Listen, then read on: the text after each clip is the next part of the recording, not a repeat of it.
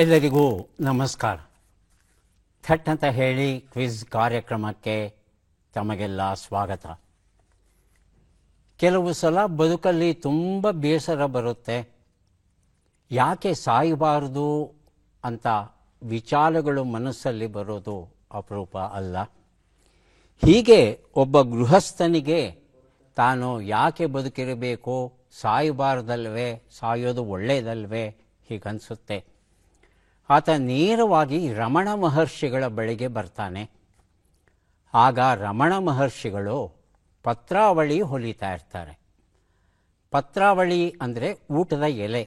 ಮುತ್ತುಗದ ಎಲೆಗಳನ್ನು ಮರದಿಂದ ತಂದು ನೀರಲ್ಲಿ ನೆನೆ ಹಾಕಿ ಒಣಗಿಸಿ ಅದನ್ನು ಊಟ ಮಾಡುವುದಕ್ಕೋಸ್ಕರ ಪೊರಕೆ ಕಡ್ಡಿ ತಗೊಂಡು ಅದನ್ನು ಹೊಲಿತಾ ಹೋಗ್ತಾರೆ. ಹೀಗೆ ಪತ್ರಾವಳಿಯನ್ನು ರೂಪುಗೊಳಿಸ್ತಾರೆ. ಹೀಗೆ ಪತ್ರಾವಳಿಯನ್ನು ಹೊಲಿತಾ ಇರೋ ಸಂದರ್ಭದಲ್ಲಿ ಆ ವ್ಯಕ್ತಿ ಬಂದು ನನಗೆ ತುಂಬ ಬೇಸರವಾಗಿದೆ, ಸಾಯುವ ಹಾಗೆ ಆಗಿದೆ ಅಂತ ಹೇಳಿದಾಗ ಏನೂ ಉತ್ತರ ಕೊಡಲ್ಲ ರಮಣ ಮಹರ್ಷಿಗಳು. ಆದರೆ ತಾವು ಹೊಲೆದು ಇಟ್ಟಂಥ ಇಷ್ಟು ಪತ್ರಾವಳಿಗಳು ಏನಿತ್ತು ಅಷ್ಟೂ ಪತ್ರಾವಳಿಗಳನ್ನು ಕೈಗೆ ತಗೊಂಡು ಆತನ ಕೈಗೆ ಕೊಡ್ತಾರೆ. ಕೊಟ್ಟು ಹೇಳ್ತಾರೆ, ಇವನ್ನೆಲ್ಲ ತಿಪ್ಪೆಗೆ ಎಸೆದು ಬಾ ನೀನು ಅಂತ.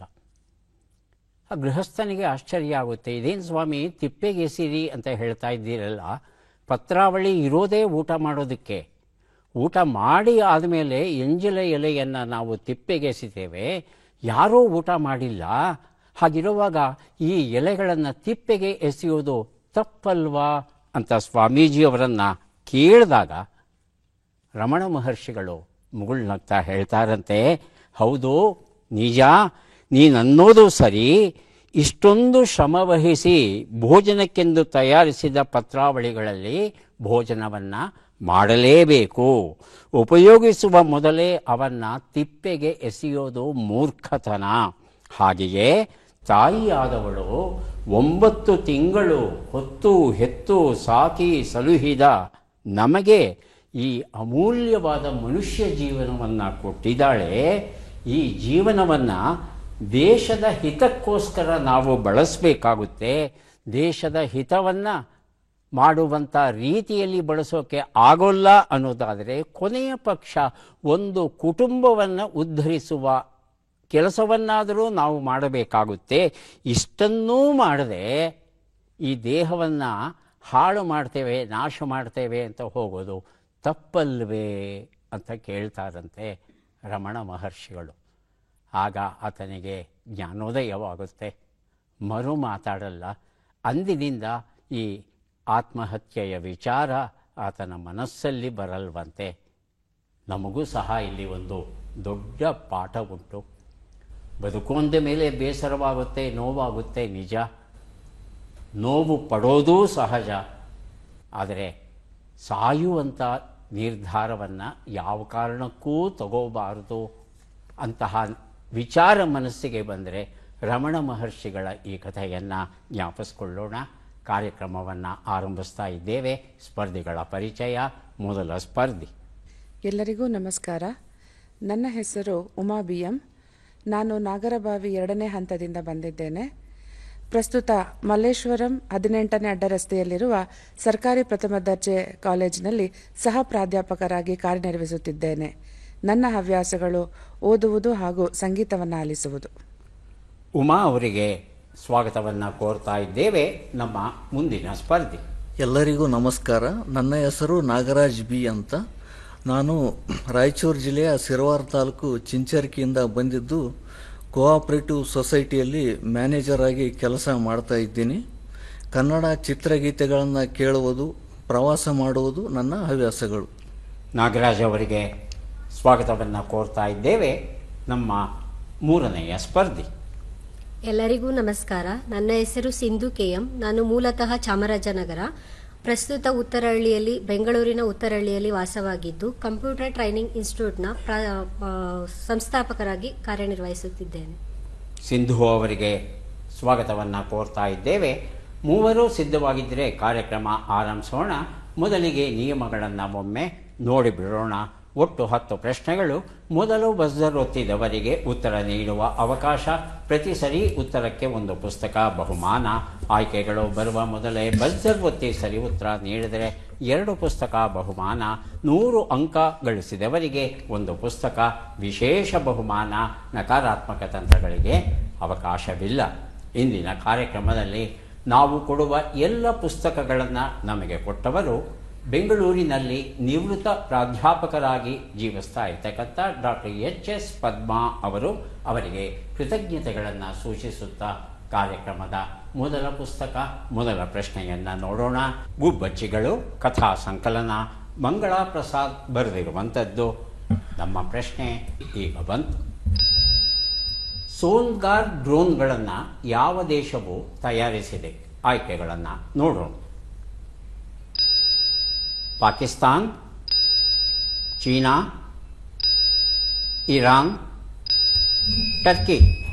ಮೊದಲಿಗೆ ಬಜರುತ್ತಿದ್ದಾರೆ ನಾಗರಾಜ್, ಆನಂತರ ಸಿಂಧು.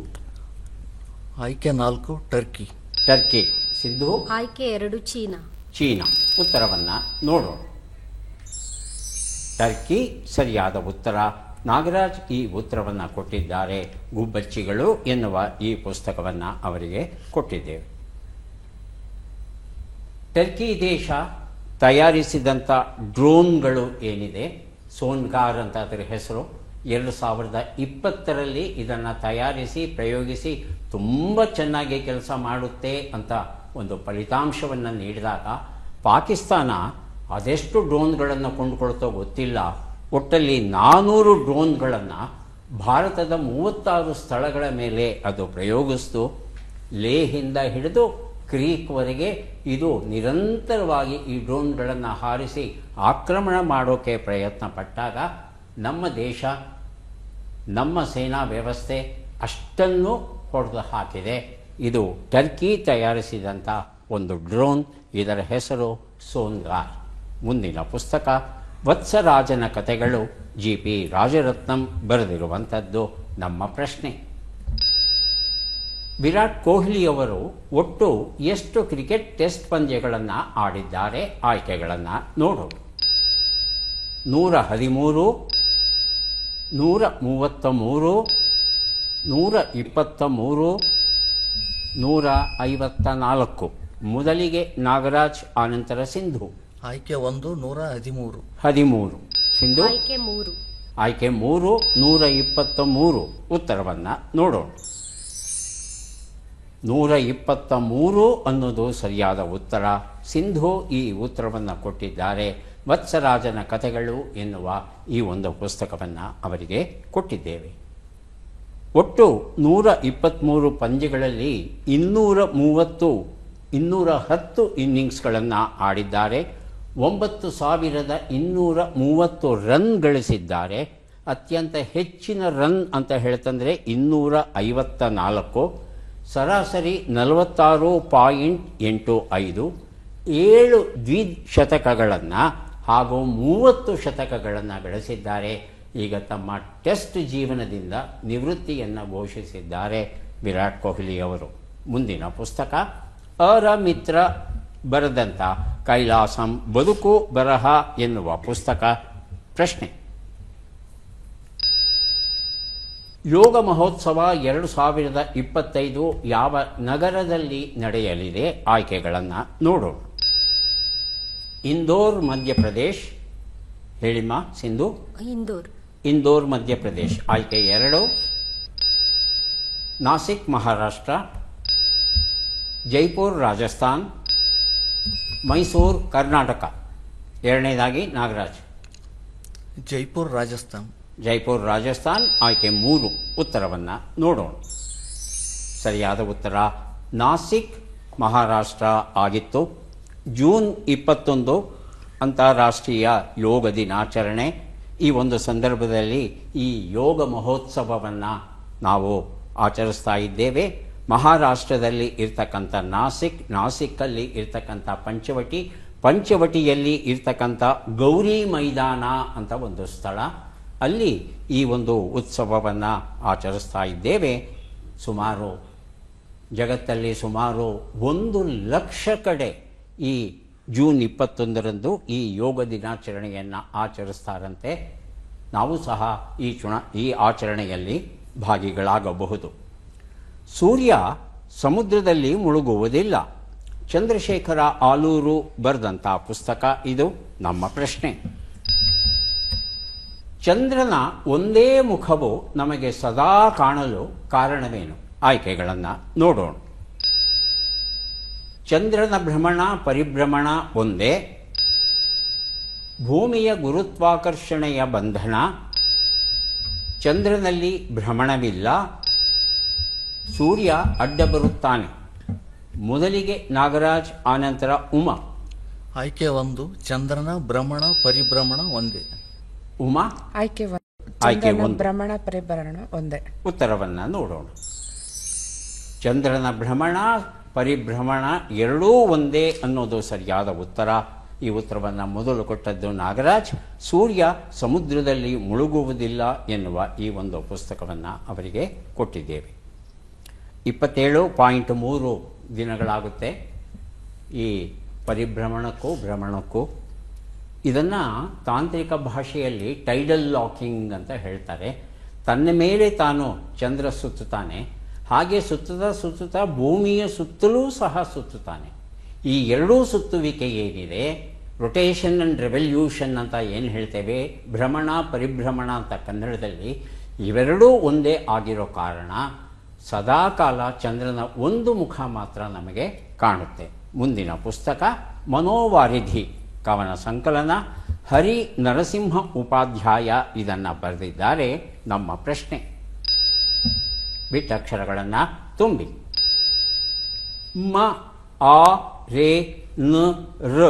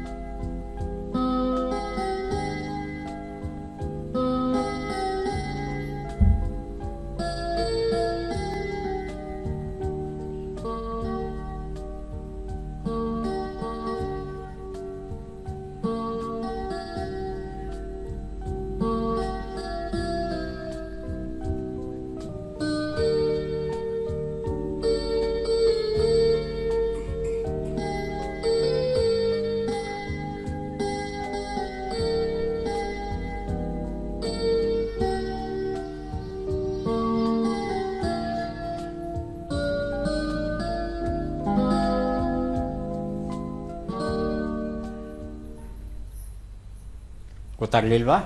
ಅಮ್ಮನ ಆಸರೆ. ಒಂದು ಸುಳುಹು ಕೊಡ್ತೇನೆ ಮೂವರಿಗೂ. ಇತ್ತೀಚೆಗೆ ಭಾರತ ಪಾಕಿಸ್ತಾನದ ಮೇಲೆ ಏನು ಯುದ್ಧವನ್ನು ಹೂಡಿತೋ ಆ ಯುದ್ಧಕ್ಕೆ ಸಂಬಂಧಪಟ್ಟದ್ದು. ಅಮ್ಮನ ಆಸರೆ. ಆಪರೇಷನ್ ಸಿಂಧೂರ್. ಬಜರ್ ಒತ್ತದೇ ಉತ್ತರ ಕೊಡಬೇಕು. ಹೇಳಿ. ಅಮ್ಮ ಆಪರೇಷನ್ ಸಿಂಧೂರ್. ನಮ್ಮ ಆಪರೇಷನ್ ಸಿಂಧೂರ್. ಸರಿ ಇರ್ಬೋದಾ ನಾಗರಾಜ್? ಸರಿ ಇದೆಯಾ? ಸಿಂಧೂರ್ ಸರಿ ಇದೆಯಾ? ಉತ್ತರವನ್ನು ನೋಡೋಣ. ನಮ್ಮ ಆಪರೇಷನ್ ಸಿಂಧೂರ್ ಉತ್ತರ ಸರಿಯಾಗಿದೆ. ಮನೋವಾರಿಧಿ ಎನ್ನುವ ಈ ಪುಸ್ತಕವನ್ನು ಉಮಾ ಅವರಿಗೆ ಕೊಟ್ಟಿದ್ದೆ. ಆಪರೇಷನ್ ಸಿಂಧೂರ್ ಬಗ್ಗೆ ವಿಶೇಷವಾಗಿ ನಾನು ಏನು ಹೇಳಬೇಕಾಗಿಲ್ಲ, ನಮಗೆಲ್ಲ ಗೊತ್ತಿರುವಂಥ ವಿಚಾರ. ಅಮಾಯಕರಾದ ಮುಗ್ಧರಾದ ಪ್ರವಾಸಿಗಳ ಮೇಲೆ ಗುಂಡನ್ನು ಹಾರಿಸುವಂಥ ಒಂದು ಹೇಡಿ ಕೆಲಸವನ್ನು ಭಯೋತ್ಪಾದಕರು ಮಾಡಿದಾಗ ಸರಿಯಾದ ರೀತಿಯಲ್ಲಿ ಸಿದ್ಧತೆಗಳನ್ನು ನಡೆಸಿ ಮುಟ್ಟಿ ನೋಡಿಕೊಳ್ಳುವ ಹಾಗೆ ಪ್ರತ್ಯುತ್ತರವನ್ನು ಭಾರತ ನೀಡಿದೆ. ಆಪರೇಷನ್ ಸಿಂಧೂರ್. ಸಿಂಧೂರ್ ಅನ್ನೋ ಶಬ್ದ ಎಷ್ಟು ಅರ್ಥವತ್ತಾಗಿದೆ ಇದು ನಮಗೆಲ್ಲ ಗೊತ್ತಿರುವಂಥದ್ದೇ.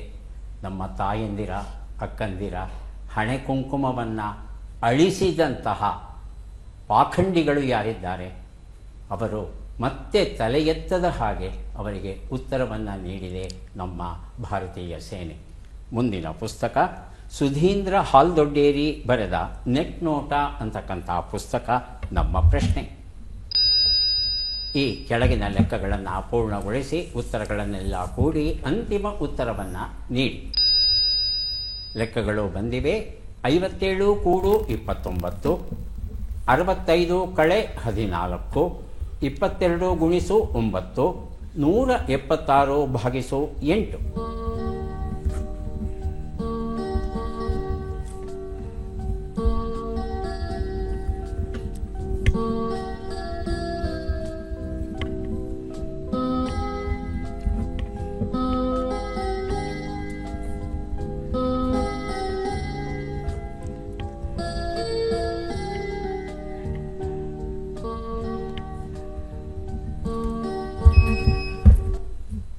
ಮೊದಲಿಗೆ ಉಮಾ, ಆನಂತರ ನಾಗರಾಜ್. ಉಮಾ, ಅಂತಿಮ ಉತ್ತರ 3, 5, 7. 3, 5, 7. ನಾಗರಾಜ್ 3, 4, 7. ಭಿನ್ನವಾದ ಉತ್ತರ. ಸಿಂಧು ಲೆಕ್ಕ ಮಾಡಿಲ್ಲ. ಉತ್ತರವನ್ನು ನೋಡ್ತಾ ಹೋಗೋಣ. ಒಂದು ಉತ್ತರ 86, 51, 198, 22 ಎಲ್ಲವನ್ನ ಕೂಡಿದರೆ 3, 5, 7 ಬಂದಿದೆ. ಈ ಉತ್ತರವನ್ನು ಉಮಾ ಅವರು ಕೊಟ್ಟಿದ್ದಾರೆ. ನೆಟ್ ನೋಟ ಎನ್ನುವ ಈ ಒಂದು ಪುಸ್ತಕವನ್ನು ಅವರಿಗೆ ಕೊಟ್ಟಿದ್ದೇನೆ. ಈಗ ನಾವು ಕೊಡಲಿದ್ದೇವೆ ಬೋರಾಪುರದ ಜೈರಾಮ್ ಬರೆದಂಥ ಆಚಾರ್ಯ ರಾಮಾನುಜರು ಎನ್ನುವ ಪುಸ್ತಕ. ನಮ್ಮ ಪ್ರಶ್ನೆ, ಈ ಪದ್ಮ ಪುರಸ್ಕೃತರನ್ನು ಗುರುತಿಸಿ. ಚಿತ್ರವನ್ನು ನೋಡೋಣ.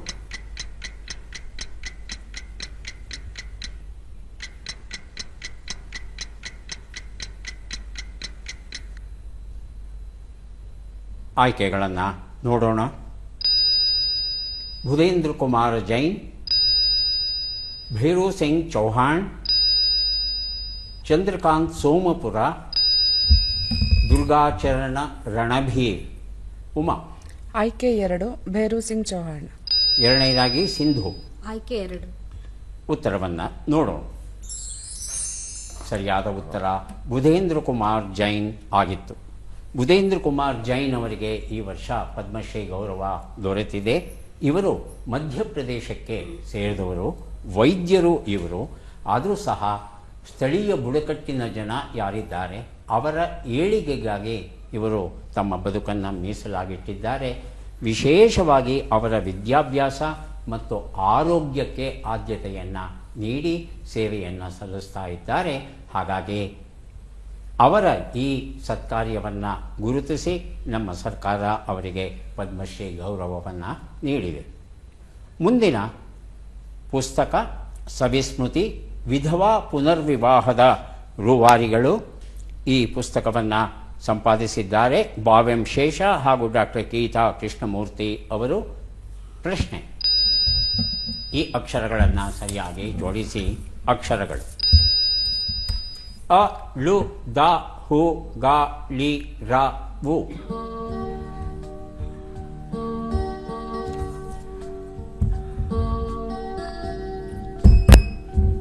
ಮೊದಲಿಗೆ ನಾಗರಾಜ್ ಬಜರ್ ಒತ್ತಿದ್ದಾರೆ.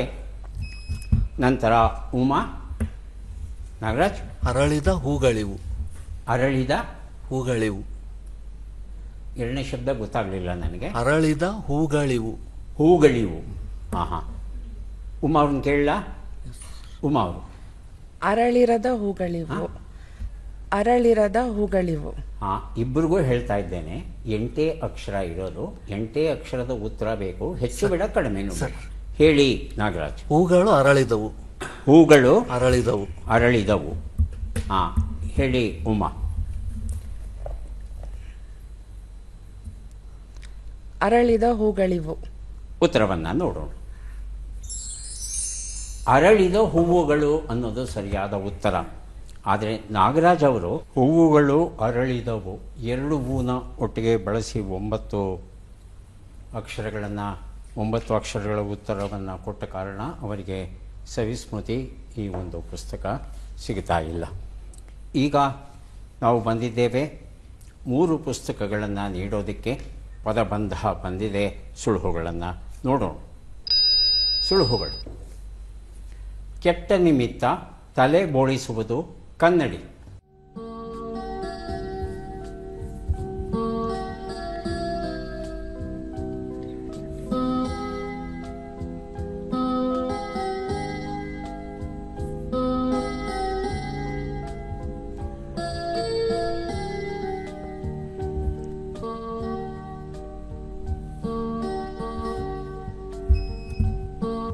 ಉಮಾ ಬಜರ್ ಒತ್ತಿದ್ದಾರೆ. ಒಂದು ಉತ್ತರ. ದುರಾಲೋಚನೆ. ದುರಾಲೋಚನೆ, ಕೆಟ್ಟ ನಿಮಿತ್ತ. ನಾಗರಾಜ್ ಹಾಗೂ ಸಿಂಧು ತಾವು ಸಹ ಪ್ರಯತ್ನಿಸಬಹುದು. ಸರ್, ಬುದ್ಧಿ ಬಂದಿತ್ತು. ಬಜರ್ ಒತ್ತಿದೆ, ಉತ್ತರ ಕೊಡಬೇಡಿ. ಬುದ್ಧಿ ಬಂದಿತ್ತು. ಮೊದಲನೇ ಶಬ್ದವನ್ನು ನಾನು ಕೊಡ್ತೇನೆ, ಎರಡನೇ ಶಬ್ದ ಮೂರನೇ ಶಬ್ದಕ್ಕೆ ಪ್ರಯತ್ನಿಸಬಹುದು. ಸಿಂಧು, ಮೊದಲನೇ ಶಬ್ದ ಕೊಡ್ತೀರಾ? ಕೆಟ್ಟ ಕೆಲಸ. ಕೆಟ್ಟ ಕೆಲಸ. ಒಂದು ಉತ್ತರ. ಅಪಶಕುನ. ಎರಡೂ ಉತ್ತರ. ಯಾರು ಬೇಕಾದರೂ ಬಜರ್ ಒತ್ತಿ ಉತ್ತರ ಕೊಡಿ. ತಲೆ ಬೋಳಿಸುವುದು.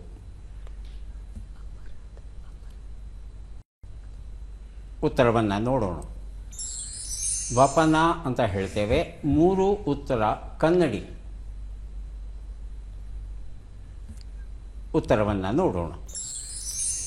ಮುಕುರ ಅಂತ ಹೇಳ್ತಾರೆ, ಕನ್ನಡಿಯ ಪರ್ಯಾಯ ಶಬ್ದ. ಈಗ ಕೊನೆಯ ಘಟ್ಟಕ್ಕೆ ಬಂದಿದ್ದೇವೆ. ಚಟ್ಪಟ್ ಚಿನ್ಕುರುಳಿ. 5 ಪ್ರಶ್ನೆಗಳು. ಮೊದಲ ಅವಕಾಶ ಉಮಾ ಅವರಿಗೆ ದೊರೀತಾ ಇದೆ. ಸಿದ್ಧವಾಗಿದ್ದೀರಾ? ಮೊದಲ ಪ್ರಶ್ನೆ. ತತ್ಸಮ ತದ್ಭವ ತಿಳಿಸಿ. ಶರ್ಕರ. ಸಕ್ಕರೆ. ಮುಂದಿನ ಪ್ರಶ್ನೆ. ಜೋಡು ನುಡಿ ಅಥವಾ ಮೇಳ ನುಡಿಯನ್ನ ನೀಡಿರಿ. ಅಣ್ಣ. ತಮ್ಮ. ಮುಂದಿನ ಪ್ರಶ್ನೆ. ಈ ಗುಣಲಕ್ಷಣಕ್ಕೆ ಹೆಸರಾದ ಪೌರಾಣಿಕ ಪಾತ್ರವನ್ನು ಗುರುತಿಸಿ. ತ್ಯಾಗ. ಕರ್ಣ. ಮುಂದಿನ ಪ್ರಶ್ನೆ. ಈ ಗಾದೆಯನ್ನು ಪೂರ್ಣಗೊಳಿಸಿ. ಕಲ್ಲು ಹೋಯ್ತು. ಕಾಲು ಹೋಯ್ತು. ಮುಂದಿನ ಪ್ರಶ್ನೆ. ಈ ಒಗಟನ್ನು ಬಿಡಿಸಿ. ಎಸಳು 80, ಕುಸುರಿ 30. ಹೆಸರು ಹೇಳಿದವರಿಗೆ ತಣಿಗೆ ತುಂಬ ಮೊಸರನ್ನ.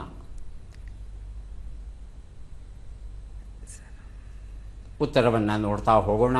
ಒಂದು ಉತ್ತರ. ಸಕ್ಕರೆ ಸರಿಯಾಗಿದೆ. 2 ಉತ್ತರ. ಅಣ್ಣ ತಮ್ಮ ಸರಿಯಾಗಿದೆ.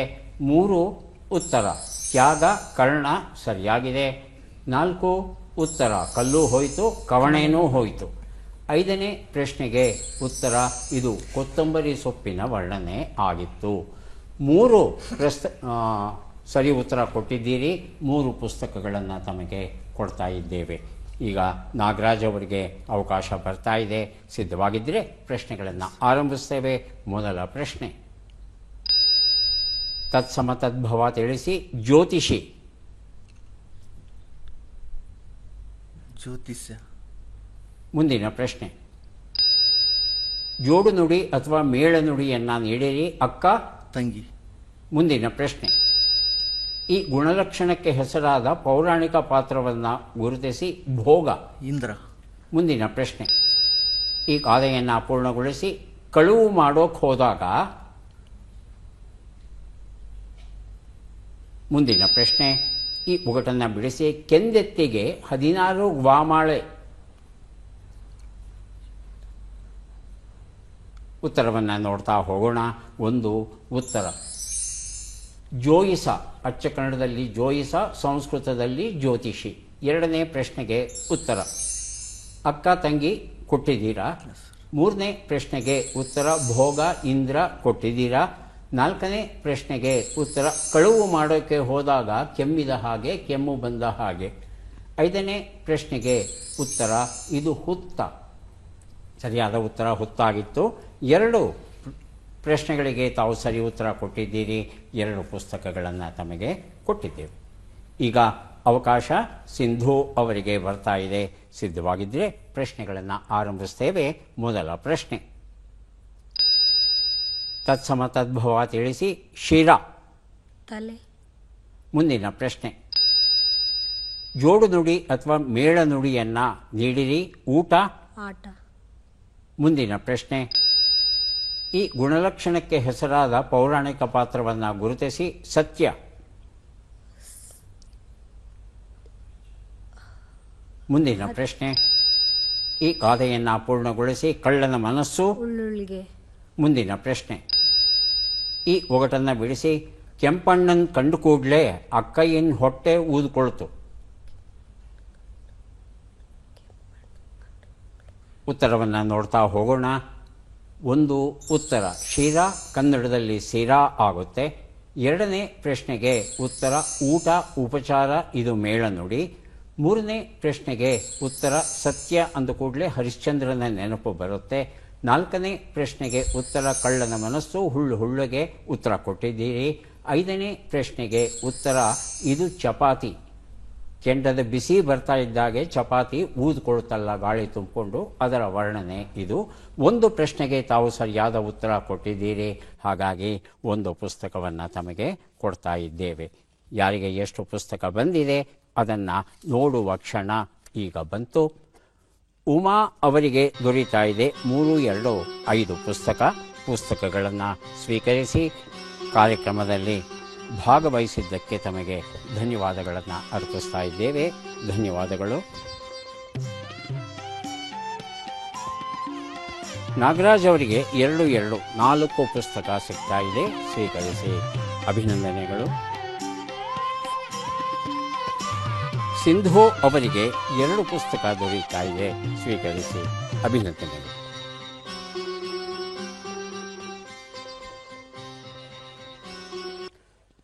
ಚಾಕ್ಲೇಟ್ ಅಂದರೆ ಯಾರಿಗೆ ತಾನೇ ಇಷ್ಟ ಇಲ್ಲ ಹೇಳಿ. ಆದರೆ ಇಡೀ ಜಗತ್ತಲ್ಲಿ ಎಷ್ಟು ಜನ ಚಾಕ್ಲೇಟ್ ತಿಂತಿದ್ದಾರೋ ಅಷ್ಟೂ ಚಾಕ್ಲೇಟನ್ನು ತಯಾರು ಮಾಡೋದು ಬರೀ 3 ದೇಶದಲ್ಲಂತೆ. ಅದಕ್ಕೆ ಬೇಕಾಗಿರೋ ಕೊಕೋನ ಉತ್ಪಾದನೆ ಮಾಡೋದು 3 ದೇಶ. ಅದು ಐವರಿ ಕೋಸ್ಟ್, ಘಾನಾ ಮತ್ತು ಕ್ಯಾಮರೂನ್. ನೈಜೀರಿಯಾದಲ್ಲೂ ಸಹ ಉತ್ಪಾದನೆ ಮಾಡೋದುಂಟು. ಇವರು ಇಡೀ ಜಗತ್ತಿಗೆ ಬೇಕಾಗುವ ಚಾಕ್ಲೇಟಲ್ಲಿ 70% ಈ 3 ದೇಶಗಳೇ ಮಾಡ್ತಾ ಇದೆಯಂತೆ.